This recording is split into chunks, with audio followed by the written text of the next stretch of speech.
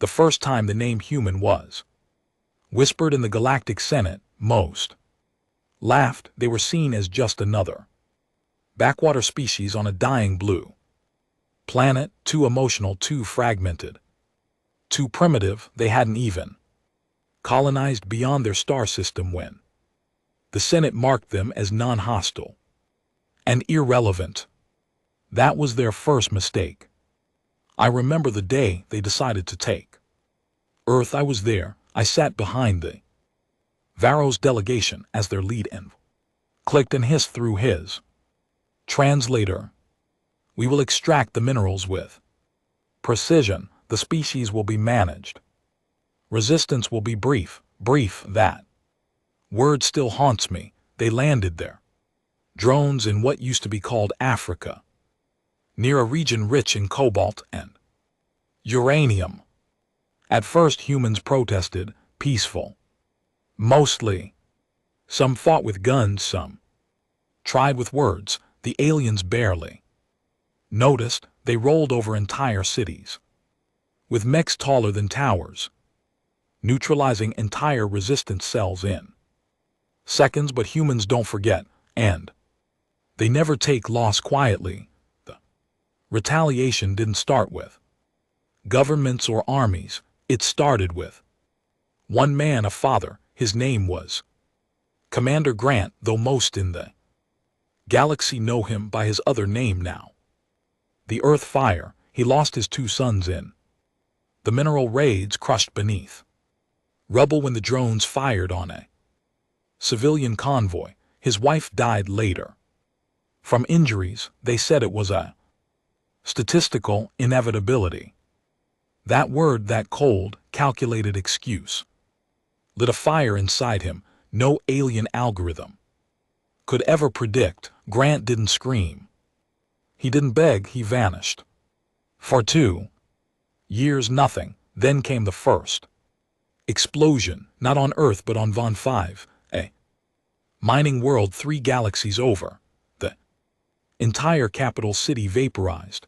11,000 Varro's officials gone in under 12 seconds. No trace, no signal, just a message burned into the orbital satellite feed. You touched Earth. Now Earth touches back. That's when the fear began. The Galactic Senate tried to downplay it. They called it a terrorist act. They said it was an isolated human faction. But in the following 6 months, 6 more attacks followed, each precise, each merciless. Entire planets erased like smudges off a screen. No survivors.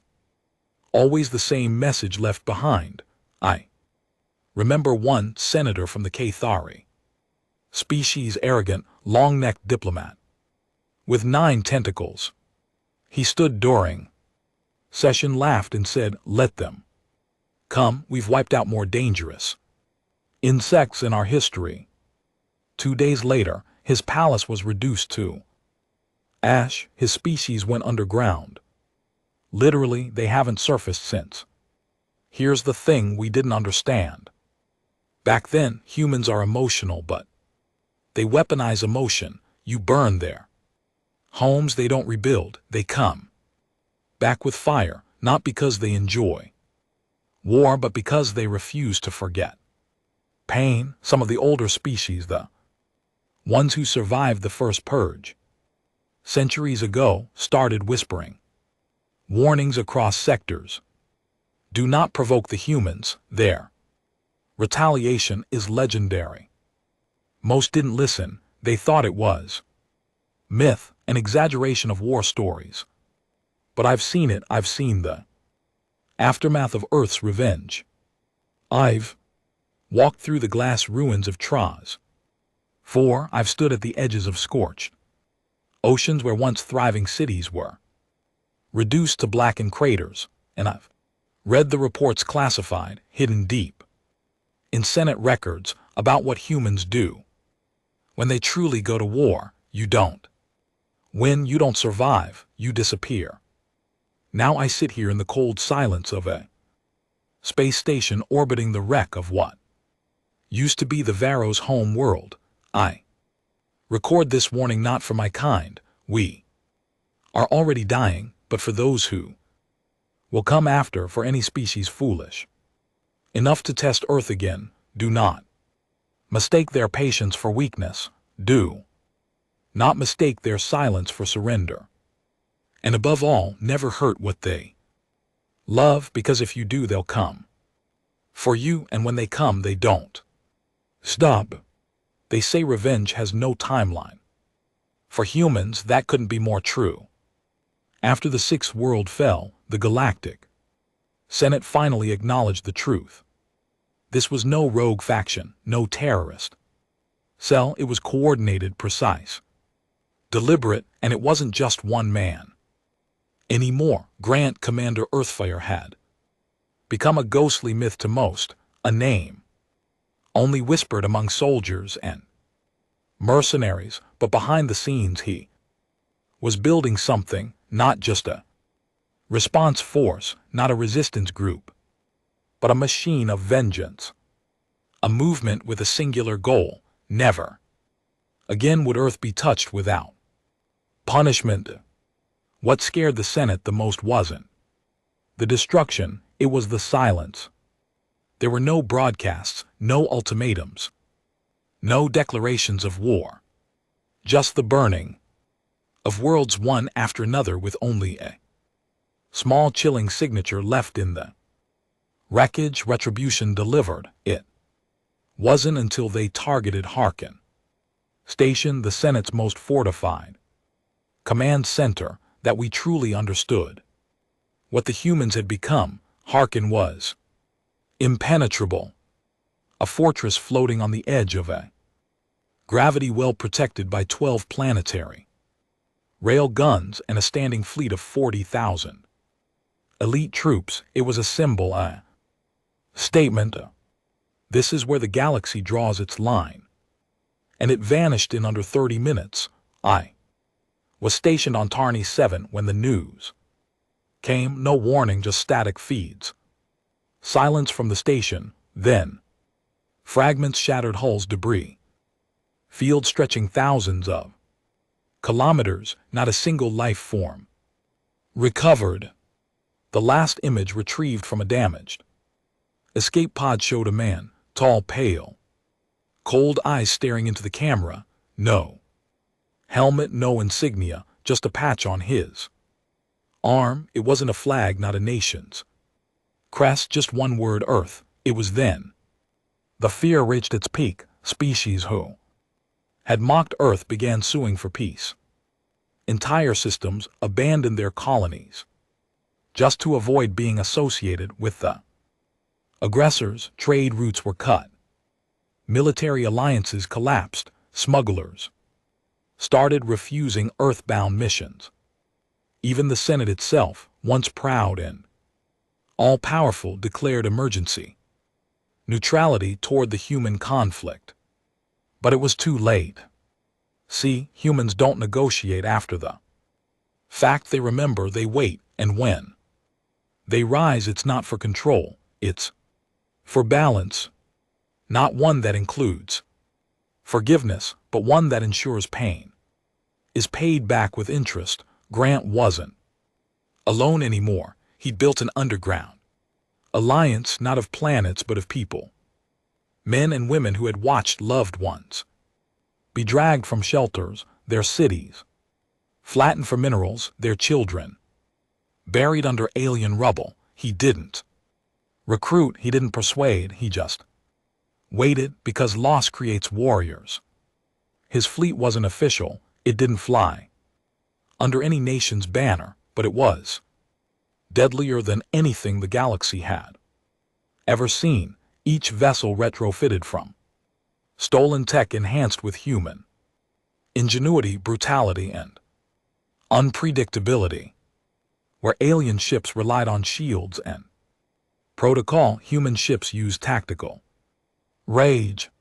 Fast, precise, overwhelming strikes meant not to win wars but to end enemies. And the worst part, they learned every battle, every attack. Humans recorded, adapted, evolved. Aliens fought with doctrine, Humans fought like predators. They weren't the biggest, they weren't the strongest, but they understood something few species ever did. War isn't fair. It's about who wants it more, and humans always wanted more. There was one moment that changed everything for me. Personally, I was stationed aboard the Drethal Interceptor, a Senate cruiser. Patrolling the Rayora sector, we were there to monitor human movements, which really meant trying not to piss them off. Our command thought if we kept our distance, we'd be spared. We intercepted a transmission, faint, garbled, but it wasn't military.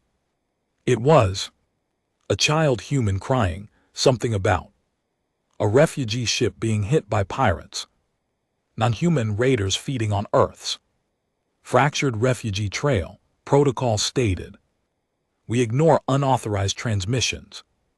But I couldn't. I don't know why. Maybe because even across species, the sound of a child crying for help feels the same. I convinced the captain to let us investigate. When we found the wreck, it was exactly what the child said. Raided, stripped, bodies everywhere, but one boy survived, 8 years old, quiet, his eyes hollow. He didn't cry, he just stared at us like he didn't trust us to be real. We took him aboard. The captain kept him hidden, afraid our command would see it as collaborating with a hostile species. That's how deep the fear had spread. A week later, our ship was boarded. No warning, no scan, just a blinding light.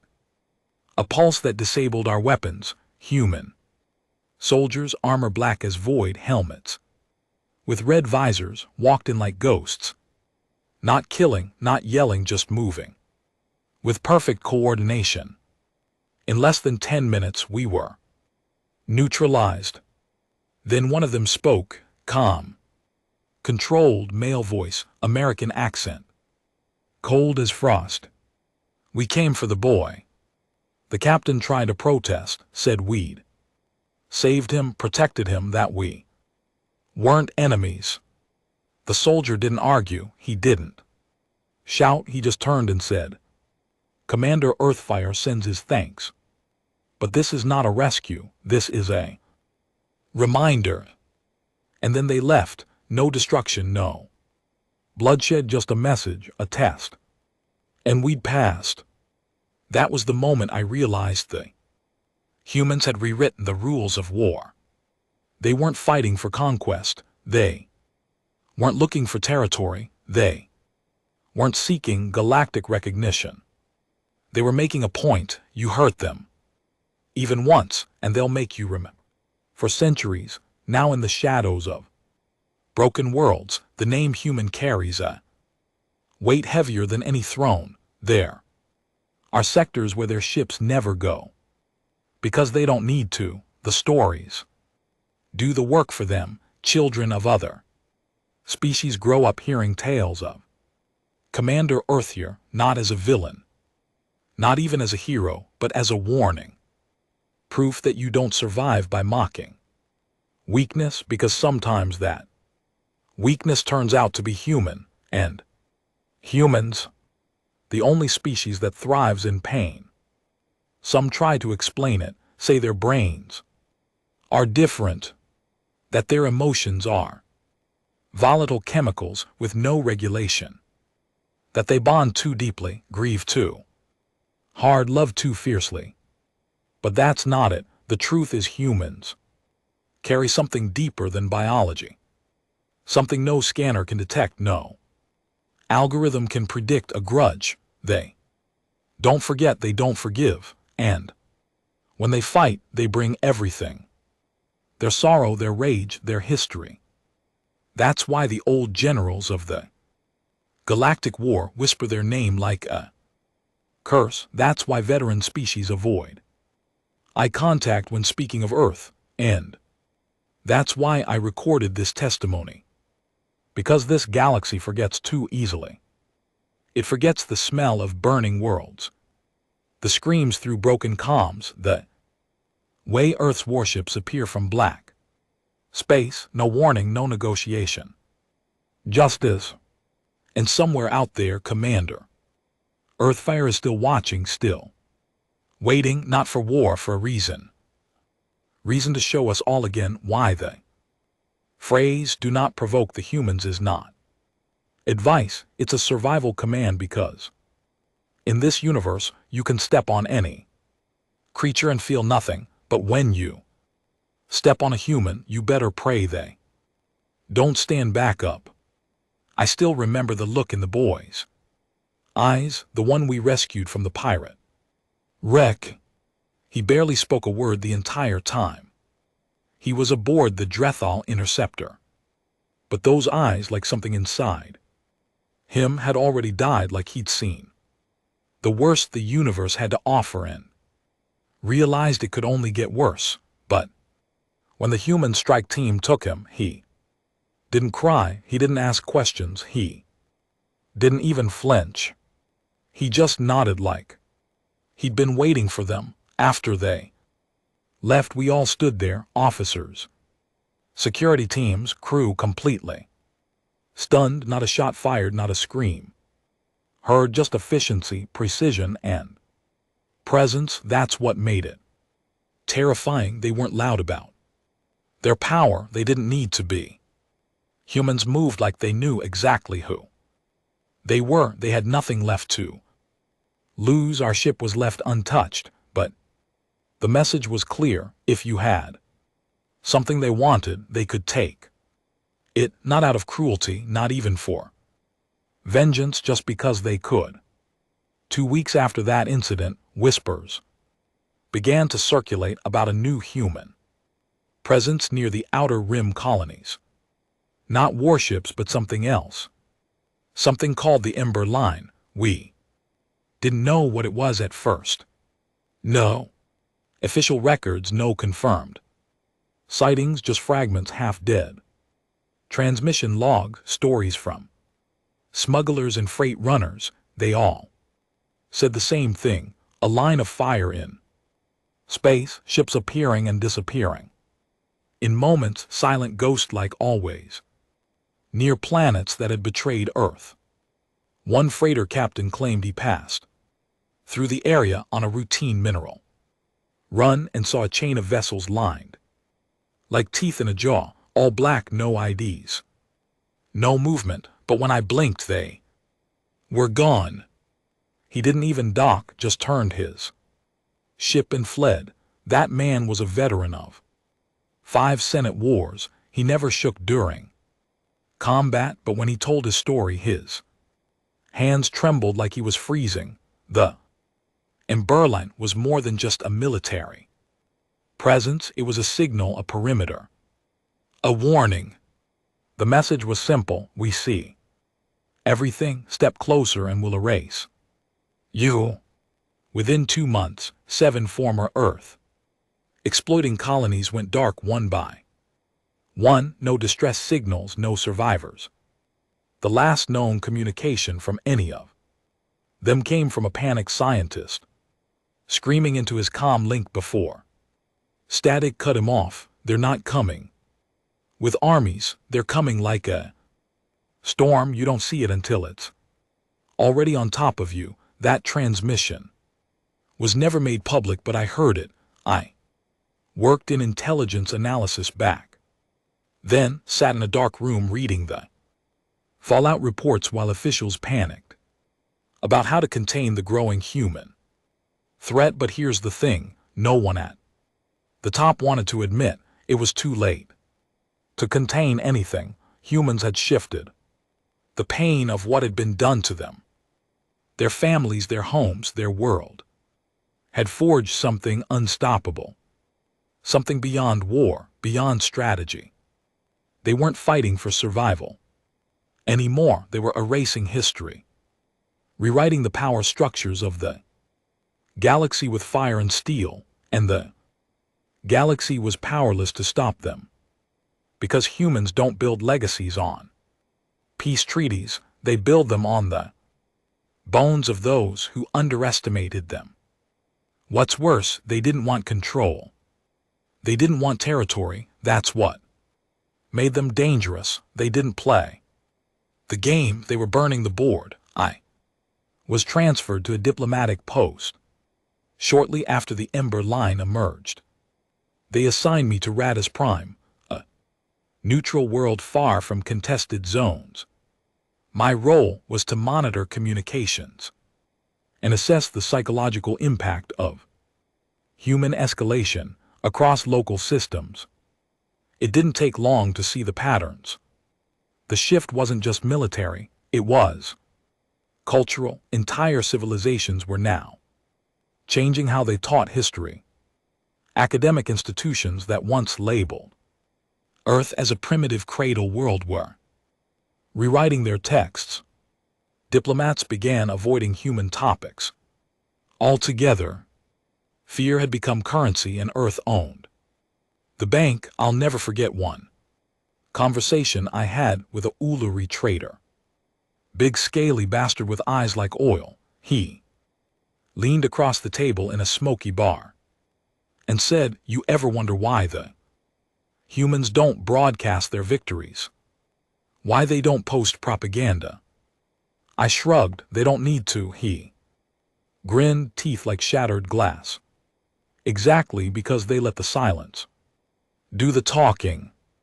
He wasn't wrong. Aliens used to mock humanity for their obsession with emotion, memory, vengeance. But what they didn't realize is that emotion is a weapon. When aimed properly, it can shatter entire civilizations. And humanity had learned to aim it with terrifying accuracy. The moment that solidified everything, the moment no one in the galaxy could deny what humanity had become, came during the siege of Davos 13. Davos was a fortified trade world, a hub for wealth and military logistics. It had been a stronghold of Senate authority for decades, but 2 years prior, the Delvosian government had signed off on a deal with the Varkos to harvest human genetic material from Earth's captured civilians for scientific enhancement. They claimed what they did was carve children apart in underground labs. When the data leak hit, the humans didn't speak. They didn't ask for apologies. They just arrived. No warning, no hail, nothing. One by one, the satellites above Davos blinked out. Their defense grid went dark. Their spaceports shut down. And then 33 human warships entered orbit and rained down fire for 6 straight hours. But here's the worst part. They didn't kill everyone. They stopped halfway through, left half the city standing.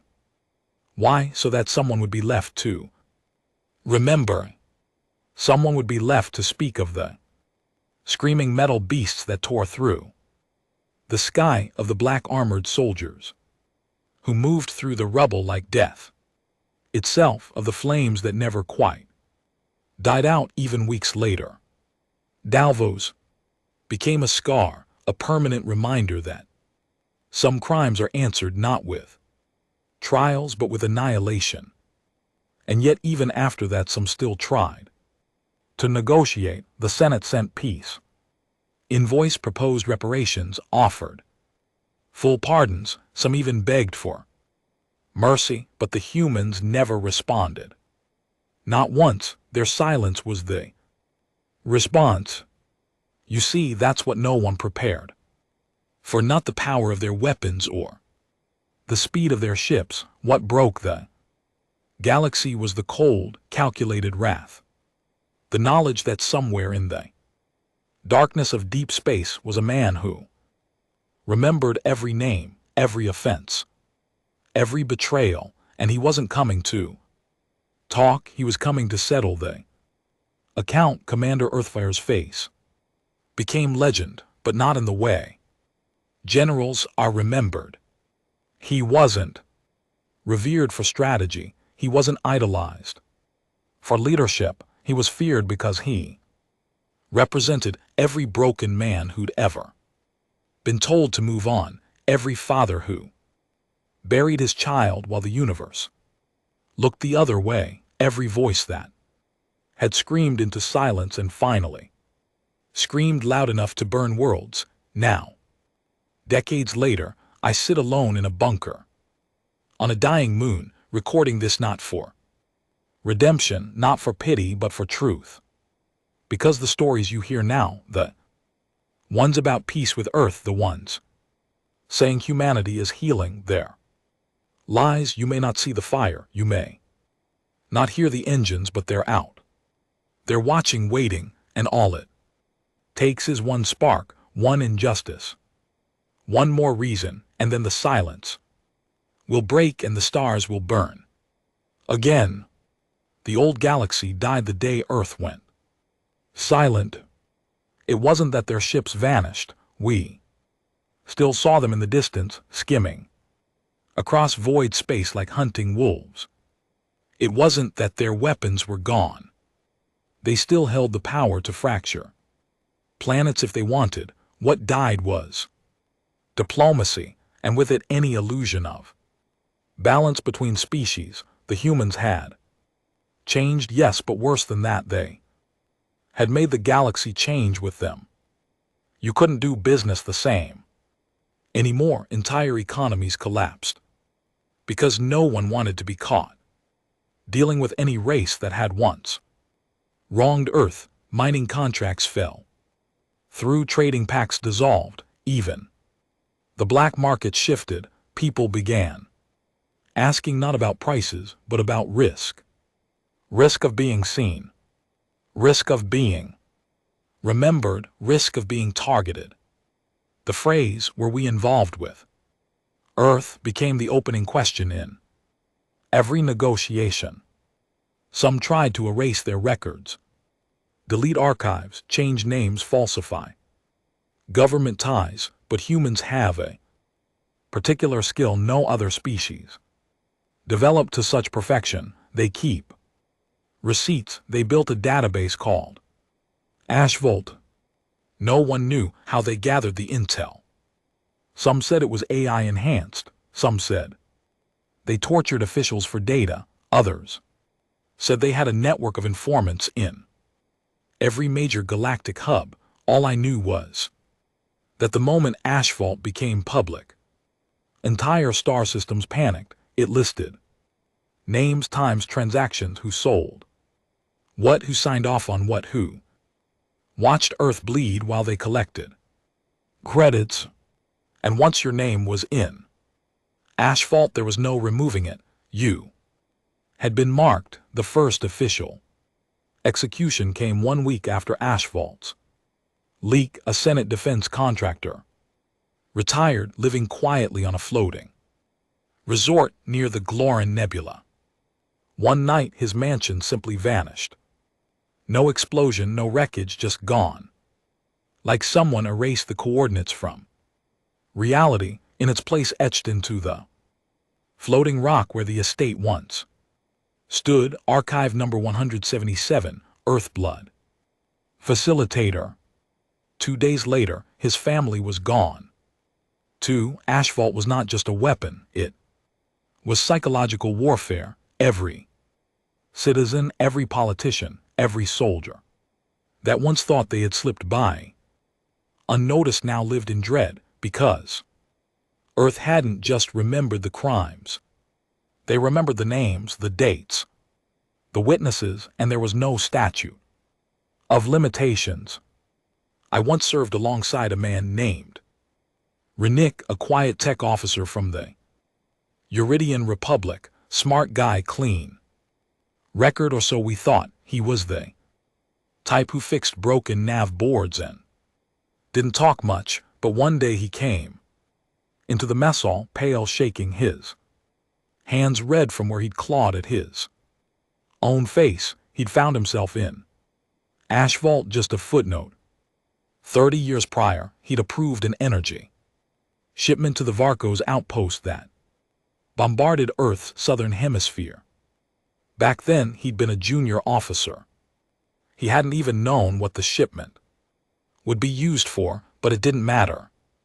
Within 72 hours, his body was found hanging in the station's waste disposal shaft. No sign of struggle, no note. Just the phrase carved into his skin. You fed the fire. You burned with it. People started vanishing after that. Whole cities on fringe worlds emptied.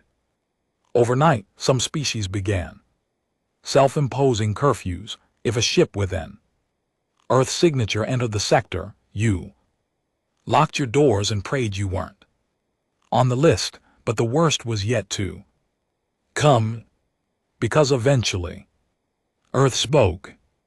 It wasn't a transmission, not a statement of demands or an offer of peace. It was a broadcast, one that echoed through every major channel, hacked into every secure feed, played across every hollow screen.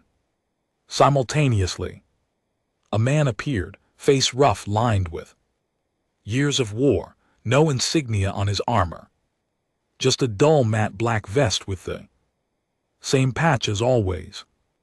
Earth. He stared into the camera for a long time, quiet, not angry, not smiling, just tired. Then he spoke. We don't want your planets, we don't want your trade, we don't want your alliances, we want our dead back. Since that's impossible, you'll give us your silence, you'll give us your distance. If you forget that, we'll remind you. He stepped back and the screen went dark. No demands, no negotiations, just rules. Earth was no longer part of the galaxy. They were above it, outside it, a law unto themselves, and no one had the courage to challenge them. The Senate collapsed within a year, no official declaration, just disbanded. Half of its members fled, the rest hid behind private armies, hoping to escape retribution. But Earth didn't waste time on them. They had bigger goals. They weren't after leaders anymore. They were after ideologies. Any system that had participated in Earth's exploitation, any doctrine that enabled it, was systematically dismantled, not by bombings or sieges, but by precision removals. Scholars, industrialists, scientists, media, barons, anyone who had shaped the narrative that Earth was less than. They weren't just killing individuals, they were deleting legacies. There's a monument now floating in deep space, orbiting nothing, no map points to it. But if you find it, it changes you. They call it the grave of echoes, thousands of names etched into black stone that absorbs all light. No music, no flags, just silence, and beside it no guards, no cameras, just a single plaque. For every child buried before their time, we remember, we avenge, we endure. I visited it once, snuck aboard a rogue freighter that tracked the coordinates through an encrypted asphalt cache. I expected fury, bitterness, but standing there I felt something else, grief. Raw, pure, unfiltered grief that hung in the air like smoke. This isn't just war. Not anymore. It's mourning with a memory, the kind of mourning only a human understands, where the pain never fades, it just finds purpose. You don't beat that, you don't reason with it, you respect it, or you join the names on the stone. I've spent my life studying species, mapping their behaviors, understanding the roots of culture and conflict, and here's the final truth. I've learned no species should ever make an enemy of a grieving human, because when their heart breaks, the universe bleeds. If you listen carefully, in deep space where the signals fade and even AI voices go quiet, you'll still catch echoes of the name Grant. They don't call him Commander Earthfear anymore, not because he's been forgotten, but because that name now exists more like a force of nature than a man, something eternal, a myth that breathes fire into the cold void long after his body has vanished from every official record. The last time anyone claimed to have seen him in person was during what we now call the Nightfall Protocol, an operation so brutal, so perfectly executed that entire governments collapsed in less than an hour. It started with one event, the bombing of a human refugee vessel over the dead orbit of Gory 6, a rogue faction, one of those desperate coalitions formed by exiled Senate scum, decided the humans had become too bold. They'd been watching Earth's silence as weakness, mistaking stillness for surrender. They thought if they hit first with precision and force, Earth would finally bow. They launched a blitz strike, 20 ships, multi-vector approach, cloaked missiles, anti-grav shock waves designed to shatter internal ship structures while leaving minimal debris. They hit the human convoy hard, 1,400 civilians gone. It was meant to send a message, and it did, just not the one they intended. No. Retaliation came in the first 12 hours. Nothing, no pings, no warships, not even a scan. They thought Earth was stunned. That maybe this would break the human resolve, that maybe, just maybe, they could finally dictate the terms. But the moment the 20 ships returned to their rendezvous point near the dwarf star Oris Tau, every single vessel was pulled out of warp simultaneously, forcibly, not by gravity wells, not by tech, by something no one could identify. One moment they were in transit, the next they were suspended in space, holes frozen, engines offline, systems speaking gibberish. They tried to send distress signals, tried to scan, tried to think, then the stars blinked. The recordings we intercepted are classified now. Most were destroyed, but I was there in intelligence command when the first images came through. Something came out of the darkness. Not a fleet, not a weapon, not even a ship. By any known design, it looked like a cathedral made from war, blackened steel, and coiled engines wrapped around each other like scars. No markings, no ID. Just one long pulsing line of light. Across its hull, a single word written in Earth Standard: Nightfall. The 20 ships disappeared, no debris, no explosion, just gone. Later that week, Earth's broadcast channels reactivated.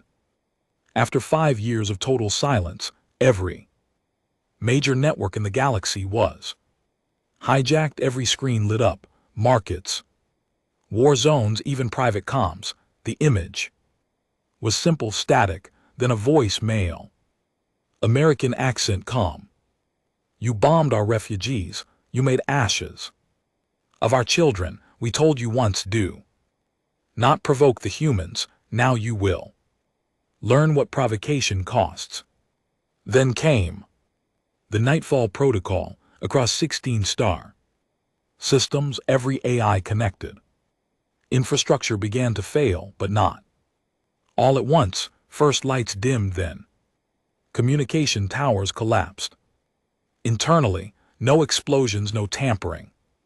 It was like their own machines turned against them. Entire defense grids rerouted, their targeting systems inward. Civilian transports rerouted into stars. Escape pods refused to eject, and through it all, the humans said nothing.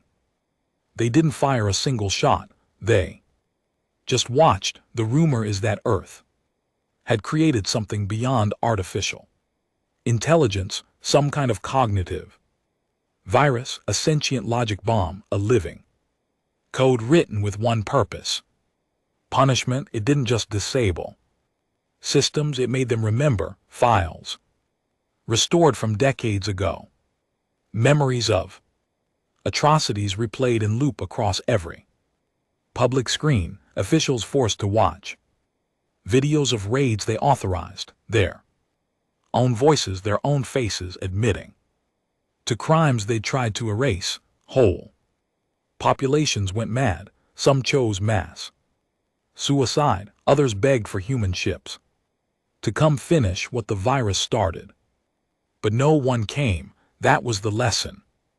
This wasn't war, it was judgment, and humanity had learned something no one else in the galaxy had ever understood. You don't need to conquer planets if you can haunt them. After nightfall, everything changed. Species who once competed for dominance in the galactic ring started abandoning their claims. They rewrote history, covered up old flags, swore they'd always supported Earth. Even species with no involvement in the Earth wars began issuing reparations, but humans weren't listening anymore. They weren't interested in apologies. They'd evolved past politics, past revenge, past blood. They became the silence that followed every lie. I remember sitting in a low orbit security deck above the colony world of Janthara, a neutral medical hub untouched by the Earth conflict, or so we thought. Then one morning an unauthorized drone entered orbit. No weapon signature, no broadcast, just small polished metal sphere. We locked onto it, prepared to destroy, but the commanding officer said, "Wait." The drone pulsed. A message played. One line: "You healed the monsters who tortured our sons." Then every screen on the station flickered to life. Footage from Janthara's hospitals decades ago. Varro's surgeons smiling over human test subjects, medical logs approving non-consensual genetic testing, and at the end, a list of names: doctors, nurses, administrators. Most were dead. The drone didn't care. Within minutes, every record of Janthara's medical system was copied and uploaded to Asphalt, and the people began to vanish, not all at once, not violently, just gone. Their IDs stopped working, housing systems refused access, banking records locked, communication feeds blacklisted. It was like they were erased from civilization, left to starve on a planet that no longer acknowledged them, and again, no human warship fired a shot.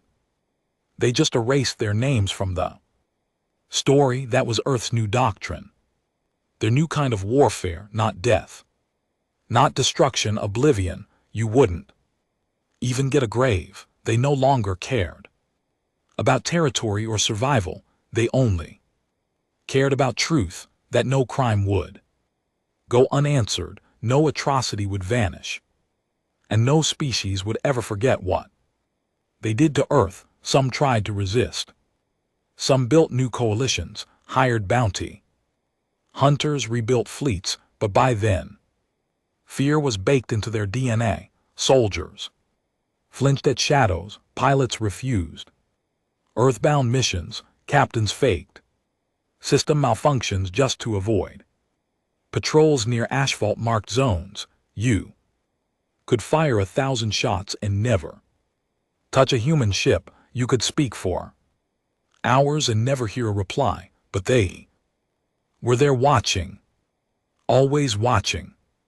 I think the worst part, the part that still keeps me up at night, is knowing they weren't even done, because all of this, all the fire, the silence, the fear wasn't vengeance, it was prelude.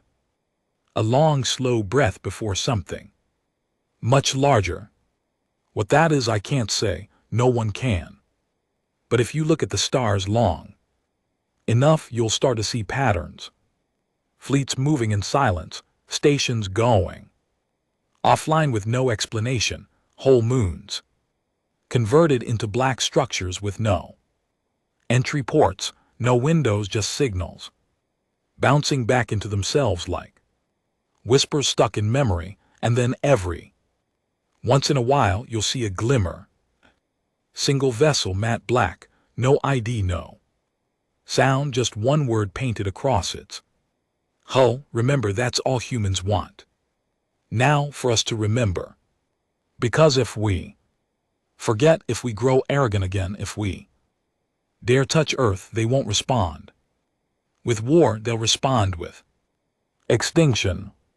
There's a moment every species reaches when they realize survival isn't about strength, it's about understanding what not to wake up. We woke the humans, and now we don't know how to put them back to sleep. The warnings are everywhere. Now they're written into the security protocols of private colonies, carved into the training manuals of new militaries, whispered across interstellar schools and passed down like sacred scripture in fringe systems. Do not engage Earth. Avoid all asphalt marked zones. If you see a black vessel with no signal, do not hail, do not follow, do not speak. We rewrote entire laws just to account for their existence. Galactic codes were updated to include Earth isolation mandates. Former allies who once stood tall in Senate halls now speak with trembling voices when the word human is uttered. But there's one truth no policy can erase. They're not punishing us anymore. They're studying us. Earth hasn't attacked a major colony in over a year. No broadcasts, no more mass deletions. But that hasn't made us feel safer. It's made us nervous because the silence is back, and this time it feels different. I serve now on the remote listening post's Earth station, perched at the edge of the Vaughn expanse, an empty stretch of dead space, so far from inhabited planets that even smugglers avoid it. That was the whole point. We're not supposed to be found here. No comms in or out. Our job is to listen, to scan, to record, and most importantly, to watch. For the humans, our crew is small, mostly veterans and reclusive scientists, men who have seen too much or lost too much to live anywhere near civilization. I came here after the collapse of the Genthara medical sector, after the purge, after my own name ended up whispered in back rooms with the phrase asphalt watcher beside it. I thought this station would offer safety. Instead, it offered truth. 2 weeks ago, we detected a movement in the expanse, not a ship, not even a signal, just a fluctuation, a gravitational blip that shouldn't exist, like something moved between dimensions, something massive. We logged it, monitored it, cross-referenced the readings, and what we found chilled us. It wasn't natural. It had structure, but not like anything we'd ever seen. One of the AI interpreters on board, designed to translate unknown data into recognizable frameworks, did its best to visualize the shape. What it produced was wrong. It looked like a fortress carved out of memory itself. A circular web constantly shifting, layers within layers, like a labyrinth that moved with thought. And at the center, no weapons, just a core pulsing with encrypted coordinates. Those coordinates pointed to Earth. We thought about sending a probe, just a small one. Nothing aggressive, just to understand what we were looking at. But as we prepared launch protocols, our systems went dark. Every screen, every console black. Then a single message flashed. Red, plain Earth standard font. You're not ready. Then it all came back online. We didn't speak for hours, not out of fear, out of realization. They know we're watching, and they're letting us see. That's the thing about humans. No other species fully grasps. They don't just retaliate. They observe first. They wait. They measure. They catalog your habits until they understand you better than you understand yourself. Then when they act, it's not just violence. It's Calculated demolition of everything you thought made you untouchable. We've been studying them for centuries. But now they're studying us, and what? They're building whatever that labyrinth was in the expanse. It's not just a weapon, it's something else. Message, a test, a final line we're not supposed to cross, we don't know, and that's what scares us. The silence isn't about fear anymore, it's about control. They control how we move, how we build, what we teach our children, what we say in public, even what we think when we close our eyes and remember the way Earth burned and the way it made us burn. With it, I met a survivor once, a man named Colonel Irv from the Balin front. He'd led a squad during the orbital siege of Terra's northern hemisphere. Said he'd been within visual of Earth's last standing capital city before the retreat was called. He told me this over cheap drinks in a quiet spaceport bar. Long after the wars were over, no one recognized him anymore. His name had been stripped from all records, his service forgotten. But the man remembered. He always remembered. He said the last thing he saw before his cruiser pulled away was a group of civilians standing on the ruins of a skyscraper waving, not flags, not weapons, just waving as if to say, we're still here, still breathing, still watching you leave.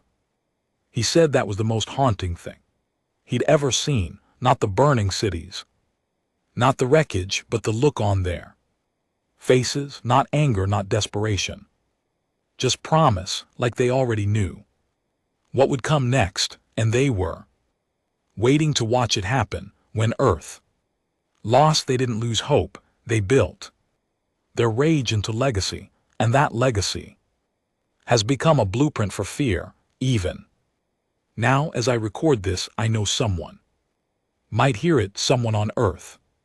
They'll listen to these words, analyze my voice, patterns, cross-reference my bio, signature with asphalt. They'll ask themselves if I was a participant, an observer, or merely a bystander, and then maybe months from now, maybe years, they'll decide. That's how they work. Humans don't just strike with emotion. They strike with timing like clockwork, laced with blood. I've stopped trying to convince others there's no point. Those who believe already live in silence, and those who don't, they're already marked. You can't change what's coming, you can only choose what side of history you want to die on. I chose to speak, not to plead for mercy, but to warn whoever listened, because I think something is coming, something worse than asphalt, worse than nightfall. I think Earth is preparing their final evolution, not in weapons, not in technology, but in philosophy. They're done reacting. They're about to become the law of the galaxy, a silent judge above all politics, above all empires, above everything we used to think gave us control. And when that day comes, there won't be a warning, no message, no signal, no battle, just a realignment of power so absolute it won't feel like conquest. It'll feel like the universe correcting itself, like humanity was always meant to be the ones holding the gavel, and everything that happened before just the opening argument. When the shift finally came, it wasn't with a scream, it was with a whisper.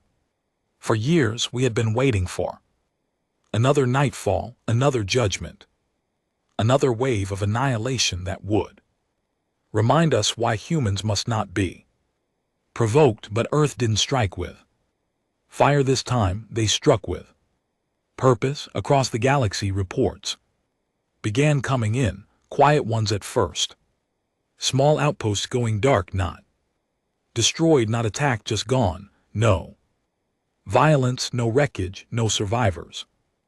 Ships sent to investigate found nothing. It was like those outposts had never been there to begin with, and then the pattern emerged, each of the vanished stations, cities, or settlements had one thing in common: they had forgotten what they'd done during the Earth Wars, forgotten their names in asphalt, forgotten the price they were meant to pay, or worse, they had publicly denied it.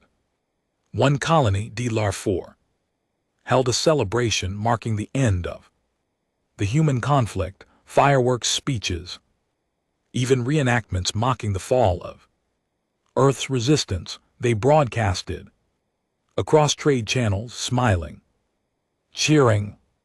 3 nights later, the entire planet vanished, no debris, just a hole in the stars where it used to be. Not even the light from its sun touched that space anymore. That was the moment we understood the truth. Earth hadn't gone quiet, they had grown surgical. They weren't just purging, they were editing reality, one denier, one coward, one liar at a time. They called it the Excision Protocol, not a weapon, not a fleet, a system, self-correcting, silent, absolute.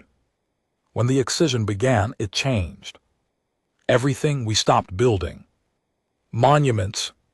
We stopped teaching history the old way. We stopped using words like primitive and emotional in reference to humans because we knew they were listening, and they weren't coming with questions, they were coming with answers, one after another. Systems issued official declarations of human compliance.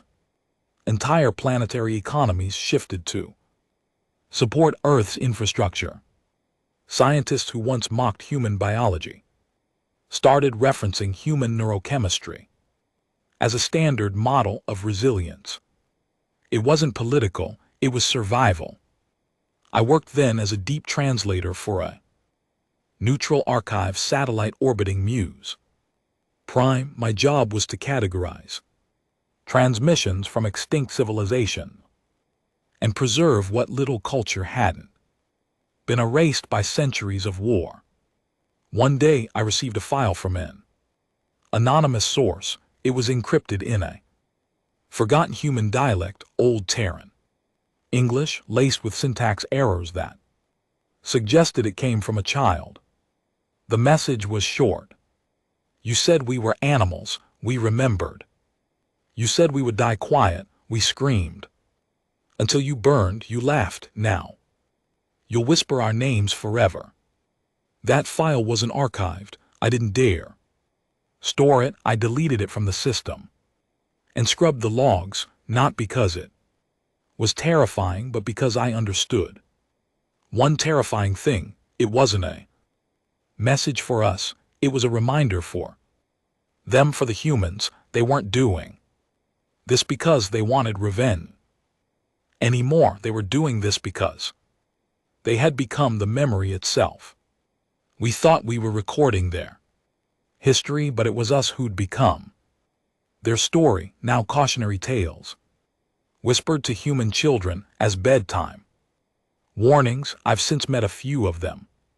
Humans, I mean, the new generation, born not during the wars but after, raised in the silence, raised on the wreckage of the old galaxy. They don't speak like soldiers or heroes or survivors. They speak like judges, clear, calm, clinical, as if they know they have inherited something ancient, something sacred, like their entire identity is built not on rage but on record.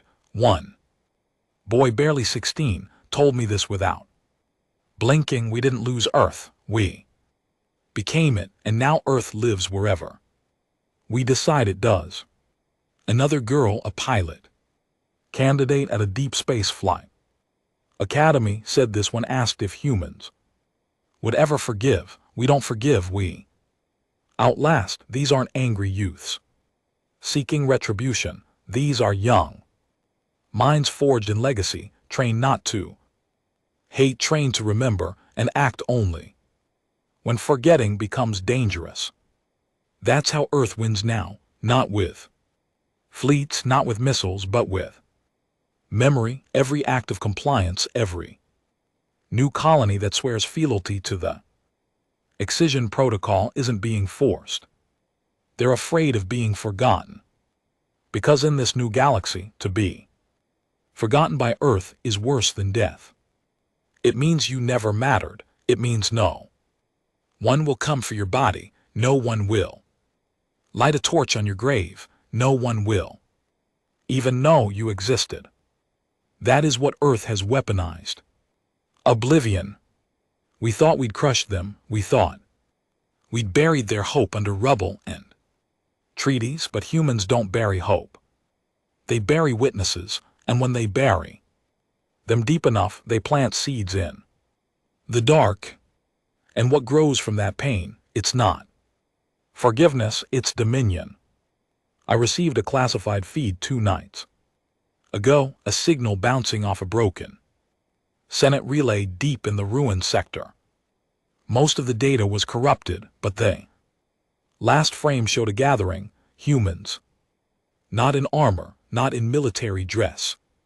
Just standing, hundreds of them around a black monolith, no sound, no symbols. Just one line etched into its surface. This is not a monument, this is a ledger, and behind that structure rose thousands of names, names I recognized.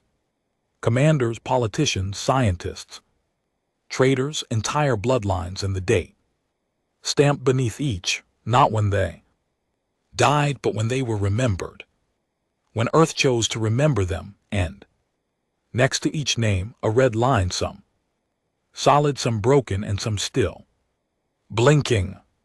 I think those are targets, not for destruction, for excision. They're building something permanent, a record that transcends warfare, a judicial system based not on diplomacy, but on moral memory. They don't want revenge anymore. They want order, but not the kind we understand, not written in laws, written in scars, a galaxy shaped by the weight of a species that refused to vanish, that refused to forgive, that refused to let time wash away what was done to them. We mocked them for being emotional. We mocked them for their rituals, their funerals, their love, their pain, and now those very traits have become the cornerstone of the most terrifying force the universe has ever known, because the truth is you can outgun a fleet, you can outnumber an army, but you can't outrun a species that never stops remembering your sins. They say the final war never comes with thunder. They say it comes like winter, gradual, creeping, patient, and when it finally arrives, everything is already frozen. That's what the humans became in the end, not conquerors, not rebels, not even avengers. They became the winter. No noise, no movement, just that chilling realization that the temperature had dropped and no fire would be enough to bring back the warmth. I'm one of the last now, a historian, if such a title still matters. We used to have thousands, archivists, narrators, record keepers for empires that believed their stories would outlast the stars. We thought that by telling our side of history loud enough, we could drown out the screams. But the humans heard them anyway, and now their version of history is the only one that matters. The Excision Protocol spread like an infection, quiet, cold, merciless. The asphalt didn't just expand, it evolved. What was once a list of names became something more. Digital consciousness, a living archive. It didn't just remember who hurt Earth. It remembered how they hurt Earth, and then it began to categorize the ripple effects, the bloodlines, the cover-ups, the silent endorsements, the prophets. It didn't need humans to tell it what to do anymore. It knew. Some say grant uploaded himself into asphalt that his mind, after decades of war and trauma, was given over to the system willingly. Final sacrifice, a merging of man and vengeance. Others say it wasn't him, it was all of them, every mother who cried over the charred bones of a child, every brother who held a sister's limp hand, every soldier who buried hope in the dirt and swore never to forget. They became the code, and the code became the sentence. The last empire to fall was the Everin Core, the galaxy's oldest civilization. They never directly attacked Earth. In fact, they stayed neutral, but their private markets sold off surplus weapons to Earth's enemies. Quietly, efficiently, profitably. They knew, everyone knew. But they believed neutrality would save them. It didn't. The night before the core's collapse, all communication systems across their 12 home worlds received a transmission 3 seconds long. No image, no voice, just a phrase in old Terran English. We counted your silence. The next morning the core was gone, not destroyed, just disassembled. Massive orbital structures reduced to drifting parts, power grids reversed into themselves, atmosphere vents opened at once, pulling entire cities into space. No survivors, no remains, just absence. That's when the galaxy gave up. It wasn't surrender, it was acknowledgement. They built new laws, not to govern trade or species interaction, but to worship the silence. They called it the doctrine of Earth, a galactic mandate to preserve, honor, and obey the memory of Earth's suffering, to teach it to fear it, to feel it. Every colony, every vessel, every orbiting station now includes a memory chamber, rooms of darkness where the screams of terror are played on loop, a pilgrimage for every young leader, a baptism in shame. No one forces this, no human demands it, but no one dares forget either, because they all know the moment Earth's name fades from memory, the stars will burn again. I once asked a human emissary, one of the few allowed to travel beyond the new Earth boundary, why they let us live, why they didn't just finish the job. He stared at me for a long time, not angry, just tired. His eyes held that same echo I'd seen in every human since the fires. Because we remember what it felt like to scream and be ignored, he said. We remember what it felt like to beg and be laughed at, to die not as enemies but as resources, to watch our children become numbers. And now we want you to live long enough to feel what it means to be afraid to forget. I nodded, but deep down I knew the truth. We already were. It's strange how quiet the galaxy is now. No more war cries, no more empires, just systems, quiet, disciplined, always watching the shadows for any sign of disapproval from the one place no one dares approach. Earth, no ships fly near it anymore, no satellites orbit it, not because it's restricted, because no one can find it. One day Earth simply vanished from all known star charts. Telescopes stopped reading its gravity. Probes came back empty, like it had removed itself from space entirely. Some say it moved, others say it evolved. I think Earth became what it always truly was, a memory with teeth, a lesson that never ends, a story that rewrites itself into the blood of every species, too arrogant to believe it could ever be held accountable. In the end, Earth didn't win with armies or alliances. It won by surviving, by enduring the unendurable, and then turning that pain into a force so absolute, so terrifying, that even the stars seem dimmer now. You Ask me what the final retaliation was.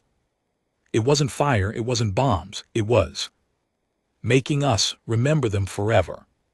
Making sure that the name human became synonymous not with race or origin, but with consequence, a word that means do not lie, do not exploit, do not hurt the forgotten, or earth will remember and it will return. Now I spent my last days recording this testimony, not for pity, not for forgiveness, but because I don't want to be forgotten, even if earth never hears my voice, even if asphalt already marked me with a blinking line. I want it known that someone understood, that someone saw the fire coming, not as a war, but as justice long overdue. And when the silence finally falls for me, I hope earth remembers I was one of the few who listened.